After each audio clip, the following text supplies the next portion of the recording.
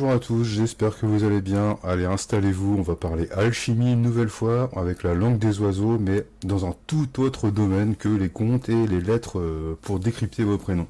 Mais tout d'abord, je voulais vous remercier pour tous vos messages, la plupart du temps bienveillants et surtout constructifs, voire informatifs. Donc c'est un plaisir pour moi de vous lire chaque fois et je répondrai à tout le monde même si ça prend un petit peu de temps et que j'ai un petit peu de retard. Alors je vous en avais parlé et donc je vous propose une nouvelle vidéo sur l'alchimie. Apparemment vous avez aimé et je vous comprends, c'est tellement passionnant. Surtout avec une personne comme Patrick Buran-Sténas. Donc on reste sur la langue des oiseaux. Alors je rappelle pour tous ceux qui ne connaissent pas que la langue des oiseaux est un langage secret qu'utilisaient les alchimistes pour se transmettre des secrets ou des formules alchimiques, alors que seuls les initiés pouvaient comprendre et décrypter. Alors on l'a vu à travers le décryptage des prénoms, lettre par lettre, et la dernière fois avec les contes de notre enfance, comme Cendrillon, Merlin, Blanche-Neige et bien d'autres, et c'était passionnant. D'ailleurs, n'hésitez pas à aller revoir ou voir les vidéos, parce qu'on apprend toujours quelque chose, et beaucoup d'infos. On s'aperçoit qu'il y a des choses à côté desquelles on était passé, qu'on n'avait pas vraiment compris, et donc voilà, un deuxième visionnage, même un troisième, des fois ça peut... ça peut être bénéfique. Donc aujourd'hui je vous propose de passer par le filtre de la langue des oiseaux à un environnement complètement différent, les logos publicitaires. Et oui, les publicitaires et leurs logos plus ou moins connus. Alors toute marque se doit d'avoir un logo pour se distinguer de ses concurrents ou pour sortir du lot. On baigne dedans à plus ou moins haute dose, que vous le vouliez ou non, on y est forcément confronté. Alors, en allant faire ses courses sur le trajet, dans les magasins, vous allumez votre radio ou votre télé, vous voyez deux personnes, même si vous les connaissez pas, même si vous leur parlez pas, ils ont forcément des marques de vestimentaires sur eux.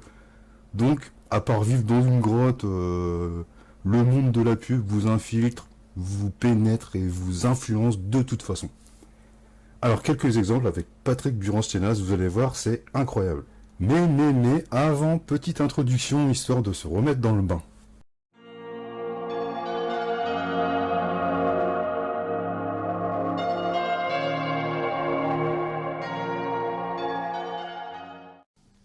Les pièges du débutant, on les imagine assez facilement et il y a dedans l'impatience, entre autres.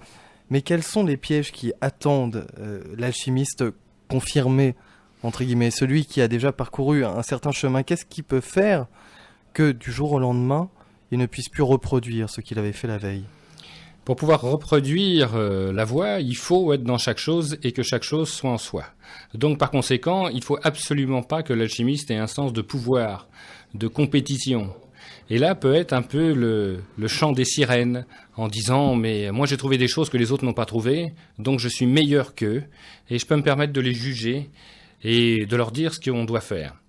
Donc je pense que l'erreur que l'alchimiste peut trouver, c'est retomber dans ses émotions, et le don qu'il a eu, c'est-à-dire d'avoir trouvé cette unité, se transforme en pouvoir. Et c'est une des... Quand on franchit la voie, on parle de 7 étapes, 7 marches pour franchir cette voie, pour arriver au bout de notre chemin. Et à tout moment, on peut trébucher sur une de ces marches. Je vous rappelle les marches. La première, c'est la maîtrise de la peur, pour trouver l'ouverture d'esprit. La seconde, c'est apprendre à écouter sans s'écouter soi-même. La suivante, c'est comprendre les autres sans pour cela mettre la main sur les autres. La suivante, c'est percevoir l'unité sans succomber à l'égocentrisme. Celle d'après, c'est trouver la force sans succomber à la violence. L'avant-dernière, c'est être capable de puissance sans succomber au pouvoir. Et la dernière, c'est être capable de rassembler ce qui est épars sans succomber au chaos. Ce qui veut dire qu'à chaque moment, on peut succomber à une de ces marches-là. L'alchimiste, arrivé, si je puis dire présomptueusement, au bout de ce chemin, eh bien, peut retomber sur une de ces marches. Il peut très bien tomber sur la colère, ou tomber sur la peur, ou tomber sur l'égocentrisme. Et je pense que les risques sont là. Le risque principal étant quand même l'égocentrisme. Eh bien, ces 7 marches ont une couleur. Donc, je vais me retrouver avec 7 couleurs qui signifient quelque chose. Quand je vous ai parlé tout à l'heure de la peur ou de l'ouverture d'esprit, eh bien la couleur est le violet. Quand je vous parle de l'écoute, eh bien la couleur est orange. Quand je vous parle de la puissance ou du pouvoir, eh bien c'est le bleu. Quand je vous parle de la force, eh bien c'est le rouge. Donc je vais me retrouver par exemple avec 3 couleurs, l'orange pour l'écoute, le rouge pour la force, et le bleu pour la puissance. Ben, avec ces 3 couleurs, déjà, je vais reconnaître un certain nombre de logos que je pourrais faire. On a des formes géométriques associées aussi à ces 7 marches. On a, par exemple, pour la puissance, un carré. Alors rien qu'avec ça, je vais nommer les 3 opérateurs téléphoniques. Le premier qui arrive sur le marché veut communiquer. Alors qu'est-ce qu'il fait ? Tout naturellement, il prend la couleur de la communication. Et c'est l'orange. C'est un opérateur qui s'appelle Orange.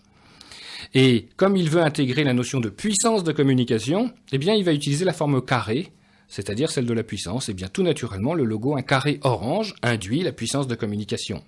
Alors qu'est-ce qui se passe ? Il y a un deuxième opérateur qui arrive sur le marché, et ce deuxième opérateur, lui, il arrive vraiment, faut qu'il rentre dedans, faut qu'il fasse de la place puisqu'il n'est pas le premier. Alors qu'est-ce qu'il va cumuler ? Lui, la puissance et la force. Et par conséquent, la puissance étant le carré et la force rouge, lui, il prendra comme logo un carré rouge. C'est SFR. Alors il y a un troisième groupe qui arrive sur le marché, et ce groupe, lui, dit « je peux pas prendre ce que les autres ont pris, donc il faut que je trouve autre chose ». Alors il utilise un petit bonhomme, mais ce petit bonhomme, il n'est pas de n'importe quelle couleur, il est orange et bleu. C'est-à-dire orange pour la communication et bleu pour la puissance, et je retombe sur la même chose, puissance de communication. Ce qui veut dire que ces 3 logos, vendent exactement ce qu'ils veulent dire.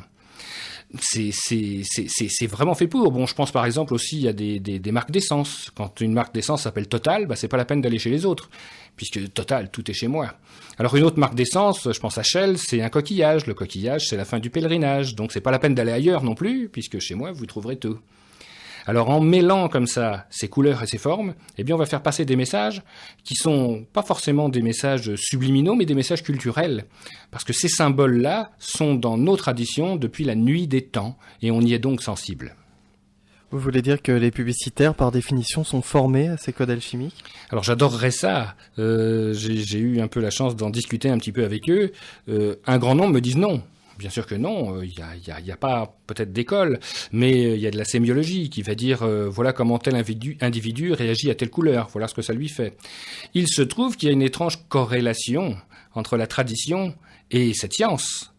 Alors, d'où ça vient ? Est-ce la poule ou l'œuf ? Je ne saurais vous dire. Mais un autre exemple qui me vient à l'esprit, vous vous souvenez qu'il y a très peu de temps, il y a quelques temps, on a changé de monnaie.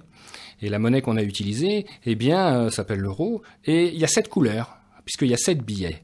Donc on va retrouver encore les 7 marches. Alors on peut se poser la question, et d'ailleurs je l'ai posée, en disant mais comment ces billets ont été faits ? Est-ce que ça a été fait au hasard ? Parce que c'est quand même curieux qu'on tombe exactement sur les mêmes couleurs. Alors les gens disent non, pas du tout, ça a été un concours qui a été fait, et puis on a pris celui-là. Pourquoi vous avez pris celui-là ? Parce que c'est ce qui nous semblait le plus parlant. Pourquoi ? On arrive à j'en sais rien. Donc, ce qui veut dire qu'il y a une espèce d'air du temps, une espèce de peut-être vibration universelle, c'est peut-être un grand mot, c'est peut-être quelque chose, mais qui va nous conduire à utiliser des symboles plus que d'autres. Et par définition, si j'utilise ces symboles, alors je vais avoir une sensation. Mais quand j'ai parlé des 7 marches qui permettent de franchir, elles ont 7 couleurs. La maîtrise de la peur pour trouver l'ouverture d'esprit, c'est le violet. Ensuite, l'écoute, c'est l'orange. Ensuite, le rapport à l'autre, c'est le vert. Ensuite, la perception de l'unité, c'est le jaune. Ensuite, la maîtrise de la violence pour trouver la force, c'est le rouge. La maîtrise de la puissance sans succomber au pouvoir, c'est le bleu. Et enfin, la perte de la dualité sans succomber au chaos, c'est le noir. Donc, vous voyez, j'ai 7 couleurs. Eh bien, si vous prenez la monnaie qu'on utilise, vous avez bien sûr remarqué qu'il y a 7 billets. Et ces 7 billets, bien sûr, vous avez remarqué les couleurs. Et les couleurs, c'est les 7 que je viens de décrire là. Le 5 euros, il est noir. Le 10 euros, il est rouge. Le 20, il est bleu. Le 50, il est orange. Le 100, il est jaune. Le 200, il est vert. Et le 500, il est violet. Donc, on respecte bien les 7 couleurs. Alors ça, c'est une des représentations, par exemple, de l'arbre des séphirotes. Et l'arbre des séphirotes, qui est une des représentations de l'univers que les Hébreux, ou les Juifs plutôt, ont utilisé, s'appelle aussi l'arbre des portes et des ponts, parce que c'est des portes entre les mondes. Vous regarderez les symboles qu'il y a sur ce billet, il n'y a que des portes et des ponts. Alors, est-ce que c'est un hasard ? Alors après, on s'aperçoit d'autre chose, c'est qu'il y a des étoiles à 5 branches partout. Et l'étoile à 5 branches a un sens bien particulier, elle représente le 5e monde, c'est-à-dire la force, mais ça représente aussi la quintessence, ce qui est essentiel. À tel point, c'est que le ministère de la guerre américain, c'est un pentagone. C'est pas n'importe quelle forme qu'on lui a donnée. Alors quand il y avait l'URSS qui était en face, et bien sûr il y avait 2 blocs, qu'est-ce qu'ils avaient comme symbole? Le symbole de l'armée, c'était une étoile rouge. Donc on tombe exactement sur la même chose. Regardez le nombre d'étoiles qu'il y a sur les drapeaux.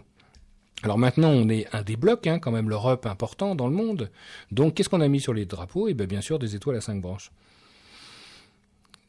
C'est ce qu'on voit par exemple sur le billet. Vous verrez que sur les euros, vous avez bien sûr l'Europe, le sigle de l'Europe, c'est des étoiles.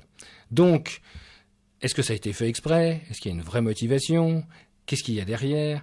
Quels sont les liens qu'il y a? Parce qu'on pourrait tout à fait dire, c'est très sataniste, puisque c'est des étoiles à 5 branches, donc finalement l'argent est très luciférien aussi. Bon, vous voyez, encore une fois, c'est un décryptage insoupçonnable pour une personne non initiée comme la plupart d'entre nous. Donc les formes, les lettres, les slogans et surtout les couleurs sont porteurs de messages qui peuvent vous inciter plus ou moins psychologiquement à découvrir ou essayer leurs produits ou leurs services. J'ai un peu travaillé, j'ai fait une communication à un moment avec les 40 plus grands groupes français. C'était, y a-t-il un sens caché à la communication d'entreprise? Parce qu'on peut se dire finalement, les marques, les logos, le logo c'est le logos quand même, c'est la parole créatrice. Les symboles, est-ce que c'est vraiment fait au hasard? Alors non, c'est pas fait au hasard, on sait qu'il y a des couleurs qui nous énervent, d'autres couleurs qui nous calment, des couleurs qui représentent tel ou tel produit, des formes, mais ça va beaucoup plus loin que là. Alors là, on peut se poser la question, quand ça va beaucoup plus loin, est-ce que les publicistes sont des symbolistes émérites, Est-ce qu'ils ont lu des tas de bouquins? Est-ce qu'ils mettent ça pour mettre de la magie à l'intérieur de leur logo pour qu'on soit obligé d'acheter chez eux? Alors il y en a sans doute qui le font, c'est-à-dire qui prennent un symbolisme, puis il y en a d'autres, ça vient comme ça. Alors il y a quelques exemples, par exemple il y a Reebok qui vendait des chaussures, et puis il y a un concurrent qui décide de se créer, s'appelle Nike. Et quand on regarde, mais c'est quoi cette marque Nike? Pourquoi ils ont appelé ça comme ça Nike? En réalité c'est Nike. Et Nike ça veut dire quoi? C'est la déesse de la victoire à la course chez les Grecs. Donc pour une marque de chaussures de sport, c'était quand même pas mal.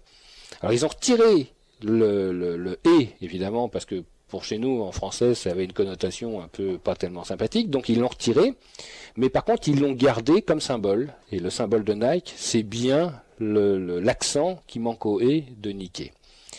Donc, est-ce qu'ils l'ont fait exprès, est-ce qu'ils l'ont pas fait exprès? Bon. Vous allez au Japon. Au Japon, il y a un temple, et ce temple, c'est la déesse aux 1000 visages. Il y a 1000 déesses à l'intérieur, vraiment 1000 statues, elles sont toutes imparfaites, et il y en a une qui est parfaite, qui est sublime. Et cette déesse, elle s'appelle Canon. Alors, la seule image nette du temple s'appelle Canon. Alors évidemment, quand on fait une marque d'appareil photo et que ça s'appelle Canon, c'est une bonne idée quand même. Fiat, pour les voitures, c'est être. Quand vous êtes dedans, vous n'avez pas besoin d'aller ailleurs. Et ainsi de suite. Alors, est-ce que la magie est pas plus dans notre monde qu'on l'imagine? Alors, j'ai eu la chance de pouvoir rencontrer des publicitaires qui avaient fait ça, et leur poser la question, leur dire, alors, comment vous avez fait? Est-ce que vous avez pensé à tout ça? Et la moitié disent, non, pas du tout, c'est l'inspiration. On s'est dit, tiens, il y a des choses comme ça qui sont venues. Alors après, il y en a qui l'ont fait sciemment. Je pense, par exemple, il y a une marque de cosmétiques qui décide de faire des produits qui nous rendent beaux. Et qu'est-ce qui nous rend beau? C'est quelque chose qui laisse passer la lumière. On en parle depuis toute la journée de cette lumière. Ce qui nous rend le teint lumineux. Et ce qui rend le teint lumineux, c'est la lumière. C'est royal. Et royal, c'est réal. Comme Montréal, par exemple, le Mont-Royal. Eh bien, on a fait une eau, un produit alchimique, qui contient la lumière et qui est capable de nous rendre beaux. Eh bien sûr, c'est L'Oréal. Et quand on regarde les produits L'Oréal, c'est bien des produits cosmétiques qui nous rendent beaux. Et regardez comment elle fait le logo. On a bien distingué le haut, qu'on a mis plus gros et à part. Et ça, c'est fait exprès. C'est-à-dire que ceux qui ont fait cette marque-là ont eu une idée alchimique derrière. En disant les publicitaires, nous on veut parler d'alchimie, on veut transmuter la beauté. Alors est-ce que c'est vrai aujourd'hui? J'en sais rien. Mais en tout cas, à l'origine, c'était cette vraie idée. Quand j'étais petit, il y avait des piles qui s'appelaient Mazda. Ça n'existe plus aujourd'hui, je crois. Mazda, c'est qui? C'est le dieu de la lumière chez les Perses. Il faut le faire exprès. Donc, Ajax, qui est quand même un héros qui est toujours blanc, pour un produit, pour une lessive, c'était quand même une bonne idée. Et ainsi de suite. Alors on pourrait en prendre ensuite les couleurs, les formes géométriques, qui vont nous donner des clés. Donc les formes géométriques, les couleurs et les mots qui sont utilisés, c'est presque comme un rituel où on dit on va faire un objet qui va vraiment être magique et qui va faire qu'il va y avoir une adéquation entre le produit qu'on vend et sa signification symbolique. D'ailleurs, quand l'adéquation n'existe pas, le produit ne marche pas. Si le logo est très beau, mais qu'il vante un produit et que vous faites un autre produit, ben même si le logo est très beau, les gens vont venir pour ça, ils vont pas le trouver, ils vont jamais revenir. Donc il y a vraiment une vraie clé de communication sous-jacente, de connaissance, qui s'habille ensuite d'un certain symbolisme. Eh bien voilà, vous avez quelques clés dorénavant pour décrypter les logos, les publicités à travers les formes et les couleurs qui nous entourent. Donc essayez les logos bancaires, les logos de publicité de restaurants, des restaurations rapides par exemple. Vous allez voir, c'est assez rigolo. Et je trouve assez sympa le concept de vous présenter la langue des oiseaux sous cette forme. Et n'hésitez pas à essayer de décrypter un petit peu tout ce qui nous entoure. On est bombardé de publicités en permanence et c'est intéressant de savoir d'où ça vient, de savoir un petit peu qui l'a fait, comment c'est arrivé, le concept de base. Comme L'Oréal par exemple, c'était vachement intéressant. Et bien voilà, fin de la vidéo. Donc j'ai cherché d'autres décryptages de marques, mais j'ai rien trouvé d'intéressant. Donc si vous avez des exemples, n'hésitez pas en commentaire à partager tout ça. Donc vous voyez, la langue des oiseaux peut s'appliquer à plein de domaines. Ça donne une autre lecture, une autre compréhension du monde passé ou du monde qui nous entoure aujourd'hui, actuel. Donc j'espère que vous avez aimé. Un grand merci à Patrick Buran-Stenas pour toutes ces infos. C'est toujours un plaisir d'écouter ce monsieur. Donc je vous dis à la prochaine. Force à vous et à vos proches. À très bientôt. Ciao, ciao.